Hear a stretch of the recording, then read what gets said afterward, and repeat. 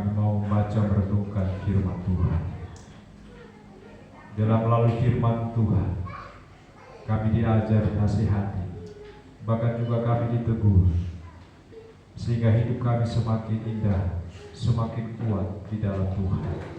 Beri hikmat bagi kami semua, terlebih hamba Engkau persiapkan, percayakan, Tuhan urapi apapun yang keluar dari bibir mulut hamba, Tuhan berbicara bagi kami semua. Terima kasih Bapa, berfirman, kami siap sambut firman Tuhan. Di dalam nama Tuhan Yesus kami berdoa bersyukur. Haleluya. Amin. Silakan duduk Bapak Ibu Saudara yang saya kasih dalam nama Tuhan Yesus. Shalom. Mari kita buka firman Tuhan di dalam Injil Matius. Injil Matius pasal yang keempat, ayat 1 sampai dengan ayat yang ke-11. Kita akan baca bersama-sama. Kita sama-sama bangkit berdiri, kita membaca bergantian. Saya membaca ayat pertama Bapak Ibu Saudara, ayat yang kedua. Pencobaan di padang gurun. Ayat pertama, maka Yesus dibawa oleh Roh ke padang gurun untuk dicobai iblis. Dan setelah berpuasa 40 hari dan 40 malam, akhirnya bagi Yesus. Lalu datanglah si pencoba itu dan berkata kepadanya, jika engkau anak Allah, perintahkanlah supaya batu-batu ini menjadi roti. Tetapi Yesus menjawab, ada tertulis, manusia hidup bukan dari roti saja, tetapi dari setiap firman yang keluar dari mulut Allah. Kemudian iblis membawanya ke kota suci dan menempatkan dia di gupungan bait Allah. Lalu berkatalah kepadanya, jika engkau anak Allah, jatuhkanlah dirimu ke bawah, sebab ada tertulis, mengenai engkau, ia akan memerintahkan malaikat-malaikatnya, dan mereka akan mengangkat engkau di atas tangannya, supaya kakimu jangan terangkat kepada batu. Yesus berkata kepadanya, ada pula tertulis, janganlah engkau mencobai Tuhan Allah. Dan Yesus membawanya pula ke atas gunung yang sangat tinggi, dan memperlihatkan kepadanya semua kerajaan dunia dengan kemegahannya. Dan berkata kepadanya, semua ini akan kuberikan kepadamu, jika engkau sujud menyembah aku. Maka berkata Yesus kepadanya, ingatlah iblis, sebab ada tertulis, engkau harus menyembah Tuhan Allahmu, dan hanya kepada Dia saja engkau berbakti. Kita bersama-sama. Lalu iblis meninggalkan dia, dan lihatlah malaikat-malaikat datang melayani Yesus. Amin. Silakan duduk.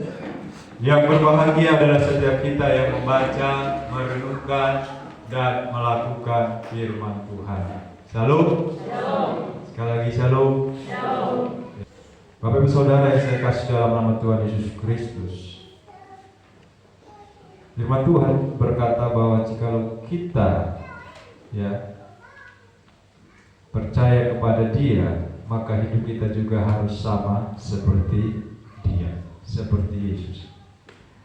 Bapak Ibu Saudara, hidup sebagai orang percaya, hidup orang percaya itu hidupnya harus sama seperti Kristus. Hidup seorang Kristen, karena Kristen itu adalah pengikut atau murid Kristus, berarti hidup harus sama seperti Kristus hidup. Di dalam pembacaan firman Tuhan, Bapak Ibu Saudara, kita akan bersama-sama untuk melihat tentang kehidupan Yesus di saat Dia dalam menghadapi pencobaan di padang gurun. Hidup sama seperti Yesus hidup, itulah yang harus kita tampilkan, itulah yang harus kita tunjukkan kepada dunia. Bukan lagi diri kita, bukan lagi tentang siapa kita, tetapi Bapak Ibu Saudara, banyak sekali yang terjadi di dunia ini. bahwa hidup yang ditampilkan bukan hidup sama seperti Kristus, tetapi hidup yang membuat banyak orang yang membingungkan. Saudara yang saya kasih dalam nama Tuhan Yesus, dalam konteksnya, dalam Injil Matius pasal 4 ini, bahwa Yesus setelah ia mengalami atau di dalam baptisan dan juga pernyataan Allah Bapa di surga, di dalam ayat pasal 3 ayat 17 dikatakan, lalu terdengarlah suara dari surga yang mengatakan, inilah anakku yang kukasihi, kepadanya lah aku berkenan. Jadi konteksnya pada saat setelah baptisan dan pernyataan Allah Bapa, dan yang kedua konteksnya di sini ialah pada saat Yesus mau terjun dalam pelayanan. Pada saat pernyataan Allah Bapa kepada Yesus bahwa inilah anak yang kukasihi, kepadanya aku berkenan, dan juga pada saat konteks Yesus mau terjun dalam pelayanan, disitulah iblis mulai menyerang. Disitulah iblis mulai bereaksi. Pada saat Yesus terjun dalam pelayanan, dan pada saat Yesus dikatakan, Bapa di surga, inilah anakku yang kukasihi. Bapak Ibu Saudara, saat kita mulai mengambil keputusan, saat kita mulai sungguh-sungguh dengan Tuhan, saat kita mulai bersemangat melayani Tuhan, saat kita mulai membuat rencana-rencana di dalam hidup untuk Tuhan, disitulah mulai bereaksi setan bekerja. Jadi Bapak Ibu Saudara, setan tidak akan bereaksi terhadap anak-anak Tuhan yang kurang sungguh-sungguh. Dia hanya bereaksi, dia hanya mulai menyerah. Di sini dia mulai serius dengan Tuhan. Ya, dan mulai serius dengan firman, nanti ada saja yang ingin mengganggu konsentrasi kita. Jadi harus waspada. Amin. Ya. Ini harus kita paham. Di saat kita mau katakan berkomitmen dengan Tuhan, maka akan banyak serangan-serangan yang setan buat. Bapak Saudara yang saya kasih dalam nama Tuhan Yesus, hidup sama seperti Yesus hidup.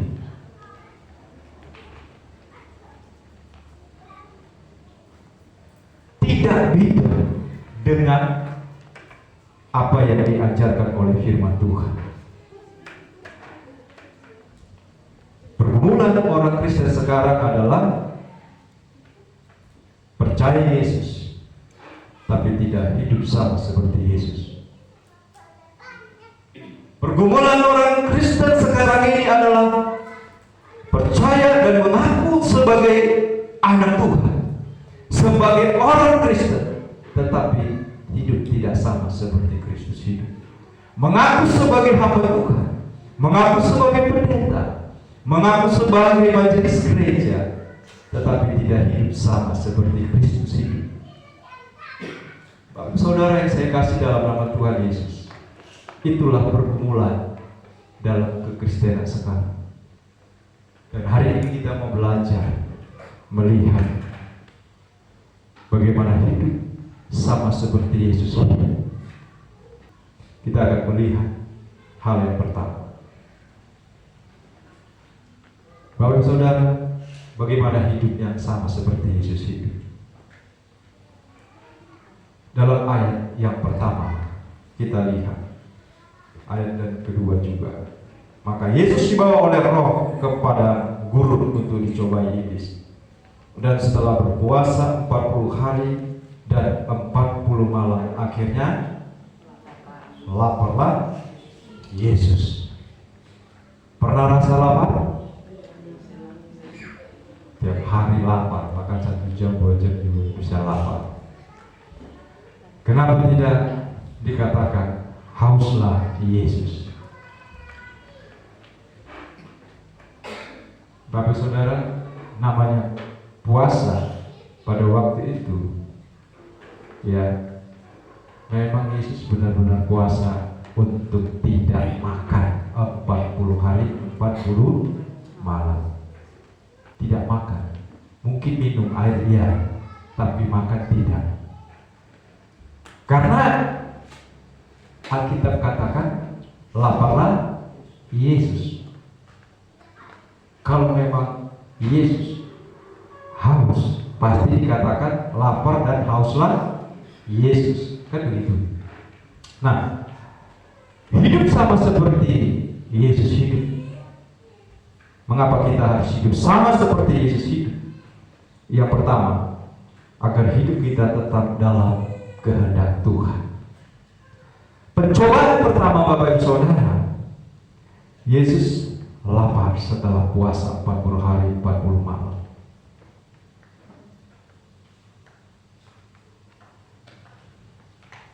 Iblis melihat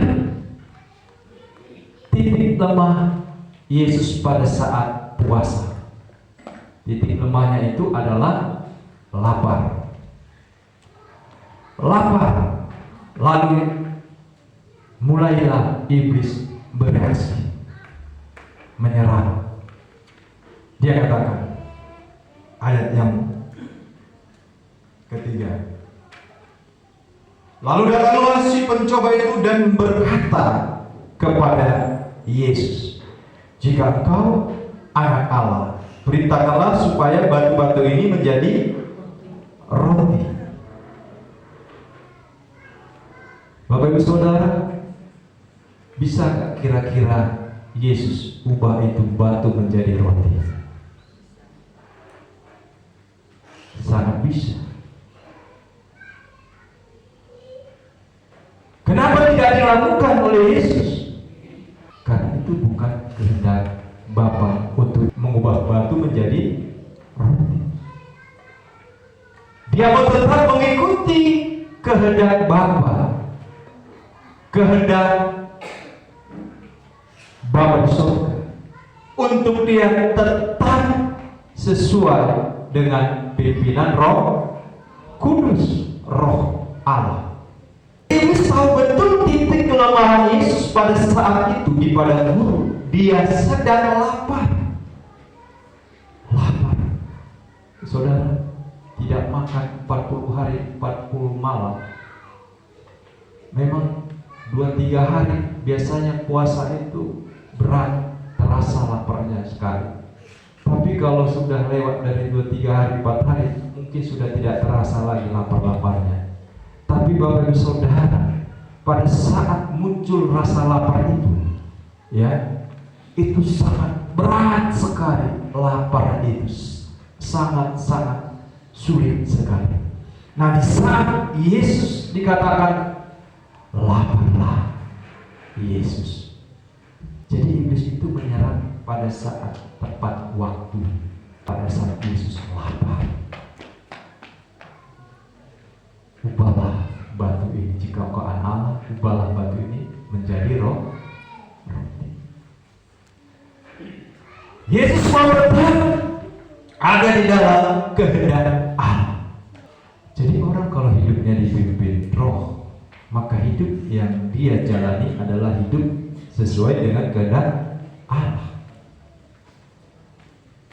Dan pada saat kita menjalani hidup sesuai dengan kehendak Tuhan, Bapak Ibu Saudara, iblis juga tidak mau berdiam diri. Setan tidak mau melihat kita terus ada dalam kehendak Allah. Kita harus tahu di area mana iblis bisa menyerang kita. harus tahu. Manusia itu terdiri dari apa? Tubuh, jiwa, dan roh. Tubuh dan jiwa. Tubuh itu ya fisik. Bisa disentuh, bisa sekali. Tubuh itu fisik kita. Kalau disentuh, iblis bisa menyentuh. Oh, bisa sekali. Waktu Ayub diserang oleh iblis menjamah tubuhnya, maka terjadilah penyakit. Berarti tubuh itu adalah fisik. Yang kedua, jiwa. Jiwa itu pikiran, perasaan. Jadi di area ini saja iblis bisa menyentuh tubuh dan jiwa. Roh, bagi saudara, roh tidak bisa disentuh oleh iblis. Pengkhotbah 12 ayat 7. Apa yang dari bumi kembali ke bumi, tapi roh kembali kepada Bapa di surga.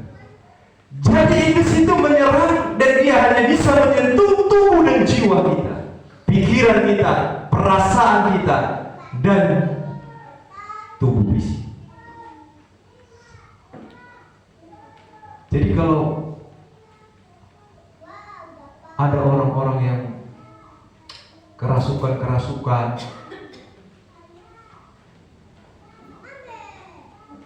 itu adalah di jiwanya, bukan roh,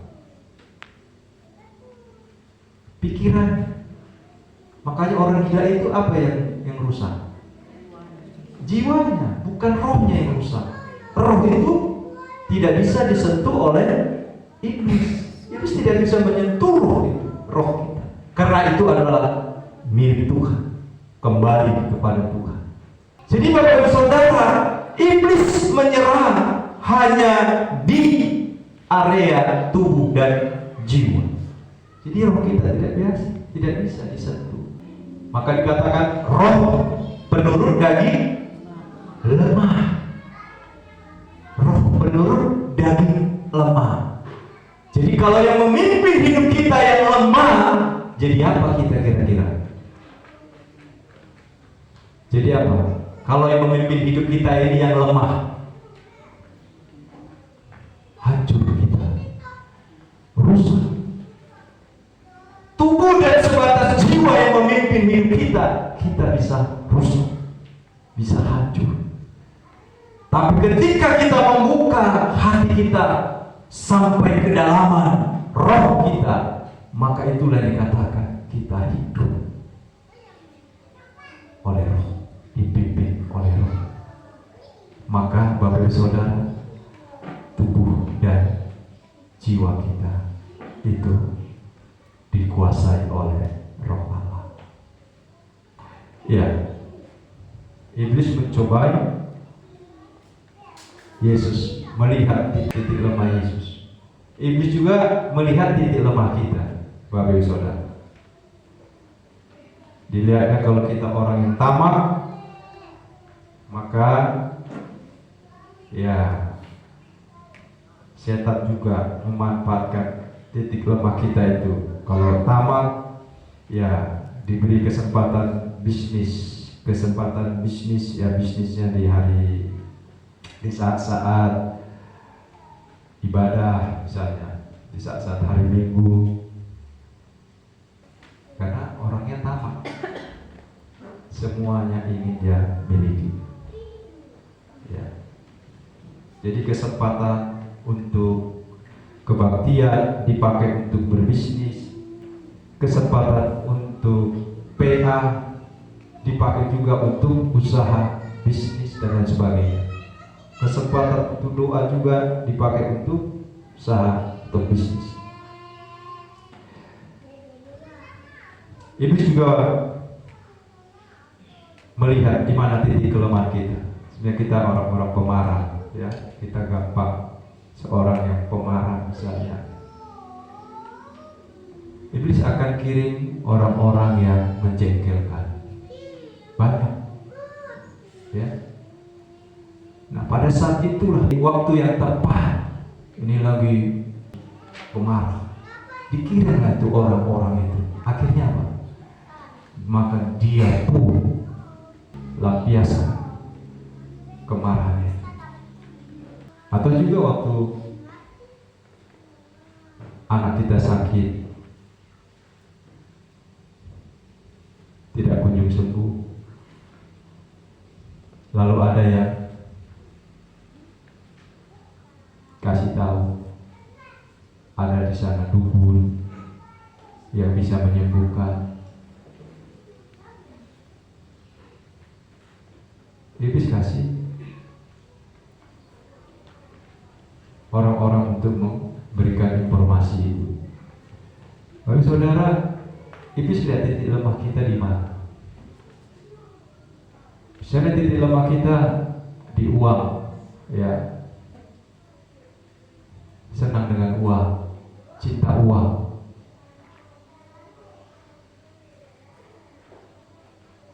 Iblis akan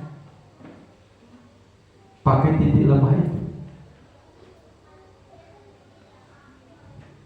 Iblis lihat titik lemah kita di mana. Jadi Bapak Ibu Saudara, saat Yesus dicobai, dia lihat titik lemahnya Yesus waktu itu saat lapar. Lapar berat. Bisa nggak diubah? Bisa. Batu itu diubah jadi roti. Tapi itu Bapak Saudara bukan kehendak Bapa untuk dia melakukan itu. Yesus percaya bahwa dikatakan, ayat yang berikut dikatakan apa tadi? Yesus jawab, ayat yang keempat, ada tertulis, manusia hidup bukan dari roti saja, tetapi dari setiap firman yang keluar dari mulut Allah. Di sini Yesus percaya pemeliharaan Bapa pada saat dia di dunia. Dia percaya bahwa kalaupun dia diizinkan harus lapar seperti itu, dia percaya. Sekalipun dia harus mati, kalau itu mati kehendaknya Tuhan, kita harus perhatikan. Yang saya buat ini kehendak Tuhan atau tidak? Saya tidak mau mengampuni dia, kehendak Tuhankah itu atau tidak? Saya tidak bisa memaafkan dia, saya tidak bisa menerima dia karena begitu jahat dia, begitu dia mengata-ngatain saya. Saudara, kita harus lihat ini kehendak Bapa atau tidak. Saya tetap hidup membenci, saya tetap hidup menyakiti orang, saya tetap hidup seperti dunia ini. Saudara, kita harus bisa. Ini kehendak Bapa atau tidak. Anak-anak muda yang sudah pacaran, perhatikan pacaran dengan yang tidak seiman. Ini kehendak Tuhan atau tidak?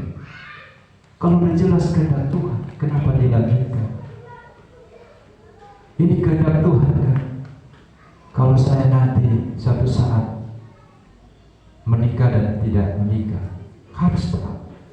Jangan sampai iblis melihat kelemahan kita. Oh, ini kelemahannya. Dia sudah putus asa. Dia sudah tidak lagi percaya kepada janji Tuhan. Kita harus lihat titik lemah kita di mana. Sampai iblis lihat titik lemah kita, dia akan serang di situ. Dia akan datang. Baik saudara, hidup sama seperti Yesus hidup. Yang kedua, Bapak Ibu Saudara, agar hidup kita tidak mudah ditipu oleh setan. Ayat 5 dan 6 Bapak Ibu Saudara dikatakan, kemudian Iblis membawanya ke kota suci dan menempatkan dia di hubungan bait Allah. Lalu berkatalah kepadanya, jika engkau anak Allah, jauhkanlah dirimu ke bawah. Sebab ada tertulis, jatuhkanlah dirimu ke bawah. Sebab ada tertulis, mengenai engkau ia akan memerintahkan malaikat-malaikatnya, dan mereka akan menatang engkau di atas tangannya, supaya kakimu jangan terlalu kepada batu. Baik saudara, pencobaan pertama, ya, iblis berusaha supaya jangan percaya kepada Allah Bapa. Ini pencobaan yang kedua. Iblis pakai ayat firman Tuhan. Karena Yesus pakai firman Tuhan, ada tertulis. Lalu iblis bilang, berarti saya harus pakai ayat juga ya.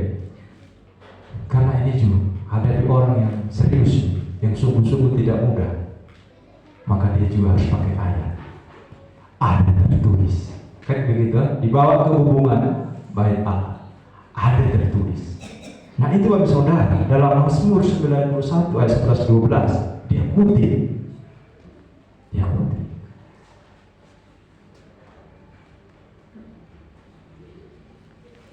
Supaya apa? Kan ada tertulis bahwa nanti kalau jatuhkan dirimu ke bawah, maka akan datang malaikat-malaikat menolong. Saudara, agak rohani sedikit iblis ya. Pakai ayat firman Tuhan, tetapi sebenarnya dia mau mencoba menipu dengan firman Tuhan. Ini banyak yang terjadi Bapak Saudara, hamba-hamba Tuhan sekarang, bahkan pendeta-pendeta pakai ayat firman Tuhan yang salah konteksnya. Kenapa dikatakan jangan mencobai Tuhan Allah? Karena Bapak Saudara, iblis mau arahkan Yesus itu supaya tadi kan percaya dia bahwa Allah kebenaran, tidak harus ubah abad itu jadi roti ya, dan seterusnya. Lalu iblis mulai pakai strategi lain. Ada ayat firman Tuhan dia pakai, dia kutip dari Mazmur itu. Lalu dia bilang dibawa ke atas hubungan, lalu ada juga tertulis, jika engkau turunkan, jatuhkan, malaikat akan menolong kau. Yang menarik Bapak Ibu Saudara di sini adalah iblis mau berusaha supaya tadi kan hanya percaya, dan ini harus lebih percaya lagi, kira-kira begitulah, ya, harus lebih percaya lagi. Kalau memang percaya ini, coba jatuhkanlah dulu ini kalau betul-betul. Kan malaikat dikatakan itu tertulis bahwa malaikat akan menantang kamu, menolong atau begitu. Dan saudara, ini mencoba. Jadi banyak orang Kristen yang tidak sadar mencobai Allah, mencobai Tuhan. Misalnya Bapak Saudara, ya, dia sakit, tidak perlu berobat, padahal ada uangnya untuk membeli obat, tapi tidak mau dia pergi berobat. Dia hanya berdoa saja, berdoa saja, tidak usah pergi ke dokter atau berobat. Padahal dia mampu untuk berobat. Itu sama dengan mencobai Tuhan, ya kan? Bapak Saudara, ada banyak orang Kristen ya seperti demikian. Coba Yesus, ya, saya percaya bahwa Tuhan sanggup sembuhkan saya. Orang yang tidak mampu, yang tidak punya duit saja berusaha cari obat dan berobat ke dokter. Dalam hal sakit juga kita sering mencobai Tuhan. Sudah datang orang untuk menolong membawa ke rumah sakit atau beli obat, tapi kita bilang, sorry, saya tetap berdoa saja. Mencobai Tuhan. Ada gempa bumi, tidak mau keluar rumah. Dia bilang, Tuhan menyertai saya di sini. Tuhan tidak akan jatuhkan pelapon itu kena kepala saya. Itu mencobai Tuhan. Udah bisa keluar, mencobai Tuhan. Ada seorang yang sudah kebakaran rumahnya, apinya banyak, udah menyala api. Lalu diberi tetangga, ayo, cepat lompat dari sini, di sini. Tidak, saya percaya Tuhan akan selamatkan saya. Tuhan akan tolong saya percaya. Itu sudah Tuhan tolong juga, dia tidak tahu. Tangga sudah Tuhan kasih, tidak mau juga. Bapak saudara, mencoba Tuhan. Dia tidak mau belajar. Dia bilang nanti Tuhan yang memberkati saya. Jadi saya tidak perlu belajar untuk ujian. Nanti Tuhan, sama seperti teman saya waktu kuliah itu, sedang ujian. Saya katakan, kok kakak tidak belajar loh. Dia dengan tenang mengatakan, tenang, tidak perlu belajar, Roh Kudus nanti akan bekerja. Wih, suruh Roh Kudus bekerja, dia tidak mau kerja.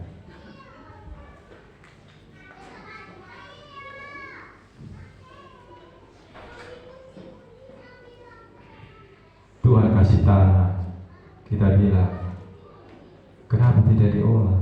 Tanam ubi, tanam apa? Tidak usah, kita berdoa supaya ubi muncul dari bumi itu.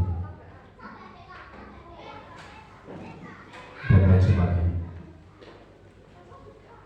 Saudara, coba kita camkan baik-baik. Banyak sekali. Ya, saya pernah adik perempuan saya waktu saya baru kenal Tuhan, pulang ke kampung halaman. Saya bilang, kan mama kan tidak ada uang untuk biaya abang kuliah. Lalu dari mana nanti biayanya? Ya, karena Tuhan yang panggil, ya Tuhan nanti yang cukupkan. Nggak tahu caranya gimana, saya bilang. Pasti nanti Tuhan cukupkan. Jadi percaya, ya percaya. Oh, kalau begitu gini lah, kita kan lagi butuh uang ini. Coba minta doakan supaya Tuhan turunkan uang ini dari langit. Ini mencobai Tuhan lagi. Dia mencoba benar nggak Tuhan itu yang disembah itu hebat gitu ya. Kita hidup sama seperti Kristus hidup supaya kita jangan mudah ditipu oleh setan, iblis, sehingga hidup kita penuh mencobai Tuhan. Sekarang banyak bersaudara di luar sana, ya,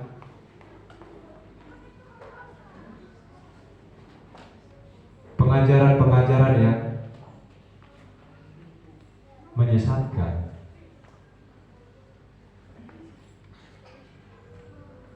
Kita harus belajar hidup seperti Yesus. Yesus katakan bahwa ada tertulis, tapi dengan hidup sesuai dengan apa yang dikatakan firman Tuhan. Maka itu Bapak Saudara, supaya kita jangan mudah ditipu oleh setan, firman Tuhan harus kita baca baik-baik. Harus dibaca baik-baik. Mengapa ini terus sebagai gembala saya menghimbau kita baca Alkitab, supaya kita jangan mudah ditipu.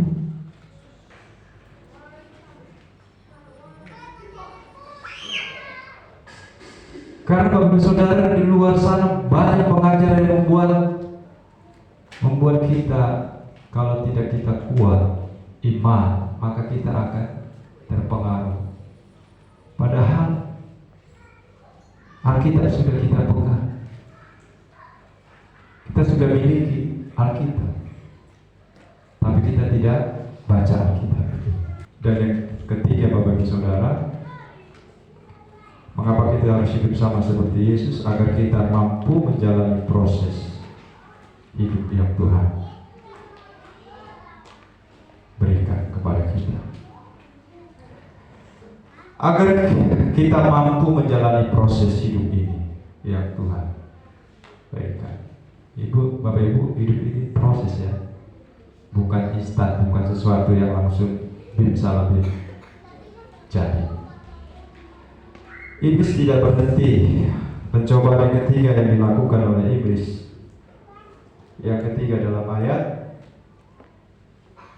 8, dan iblis membawanya pula ke atas gunung yang sangat tinggi dan memperlihatkan kepadanya semua kerajaan dunia dengan kemegahannya, dan berkata kepadanya, semua ini akan kuberikan kepadamu jika engkau sujud menyembah aku.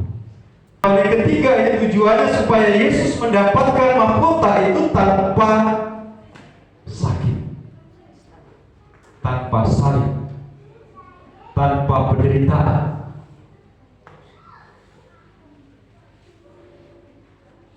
Dengan cara apa?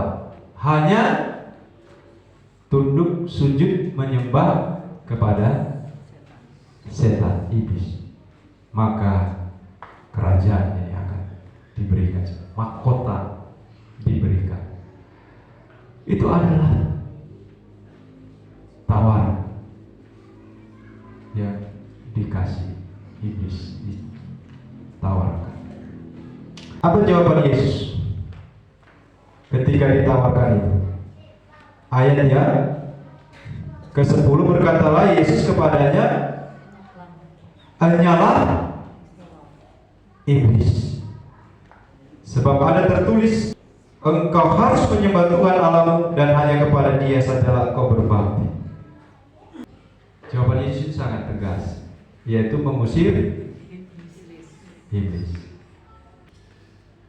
Bapak Ibu Saudara, jangan sampai kita hanya mau jalani hidup secara instan saja. Ada orang yang ingin cepat kaya, ya pergilah ke dukun, tak cari apalah itu untuk buat minta jimat, ya kan? Ingin cepat kaya, karena capek kalau kerja, banting tulang. Ya, jadi yang penting cepat kaya, cepat dapat jabatan, cepat terkenal. Apalagi bekerja pada hari Sabat, hari Minggu misalnya. Mari kita perhatikan. Jawaban Yesus sangat tegas. Yesus mengusir setan, dan Yesus juga mengutip juga di situ dalam Ulangan 36 ayat 13, bahwa engkau harus menyembah Tuhan Allahmu dan hanya kepada Dia sajalah engkau berbakti. Bapak Saudara yang saya kasih dalam nama Tuhan Yesus, kita lihat bagaimana Yesus harus menderita. Dia harus menderita untuk mendapatkan jiwa-jiwa yang banyak. Yesus harus mati di salib untuk mendapatkan jiwa-jiwa yang diselamatkan. Yesus tidak mau dengan cara yang instan, dengan mudah. Jangan sampai kita juga, ya udah, yang penting sokoknya berapa, yang penting anakku lulus, yang penting anakku jadi diterima. Ya kan? Sogok aja, pakai duit. Ada banyak orang Kristen ya main sogok supaya masuk pegawai negeri, supaya masuk di satu perusahaan yang besar, supaya masuk di satu jabatan yang bagus, disogok supaya masuk dalam pendidikan yang terkenal, yang hebat, sogok. Cara yang ini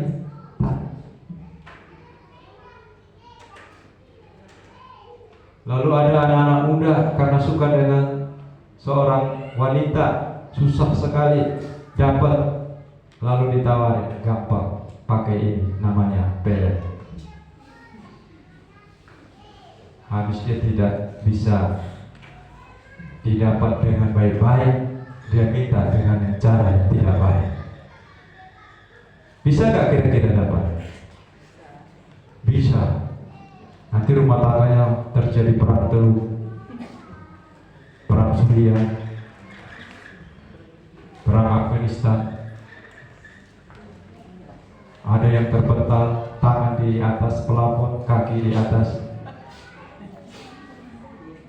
Ya, piring-piring sudah berterbangan dan lain sebagainya. Bisa, instan. Jadi Bapak Ibu Saudara, mari kita hidup sama seperti Kristus supaya menjalani proses, bisa menjalani proses yang Tuhan berikan dalam hidup kita. Tuhan mau kita diproses. Jangan takut Bapak Saudara, jangan merasa. Namanya proses dari bawah, tidak harus langsung naik ke atas. Jadi ketika saat hidup kita mau diproses, maka itulah yang akan Tuhan berikan yang sesuai kehendak Dia. Jadi hidup kita sama seperti Kristus hidup. Agar apa? Yang pertama tadi, kita berjalan hidup sesuai dengan kehendak Tuhan. Yang kedua, kita hidup sama seperti Kristus hidup. Supaya apa? Agar hidup kita tidak mudah ditipu oleh setan. Jadi kita harus baca Alkitab dan baik-baik baca Alkitab supaya setan sekarang pakai Alkitab juga. Kita juga orang Kristen sudah malas pakai Alkitab. Setan orang kerja pakai Alkitab, kita malas pakai Alkitab. Setan rajin pegang Alkitab, kita tidak, malah lihat Alkitab. Ya.